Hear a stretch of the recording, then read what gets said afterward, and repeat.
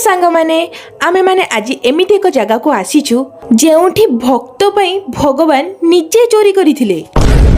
एही जगाटी हेउची आम बालेश्वर पिकनिक रो last place. जगाटीर ना हेउची क्षीरचोरा गोपीनाथ मंदिर। एठी सबुठु खुशीर कथा होची आमे माने परफेक्ट संध्या आळती टाइम रे पहुंचीथिलु। आ दुखर कथा होची आपण मानकु देखै पाइलनी कारण हमर एठी फोन ही अलाउ नथिला भितरु।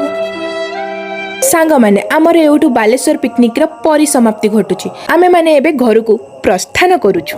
घर को गला बेले आम छुआ माने नाचिकी जो हिसाब रे धूला उड़ैछन ना बस रे ती देखि के एन्जॉय कर दियनि। रहिली सांग माने जय जगन्नाथ।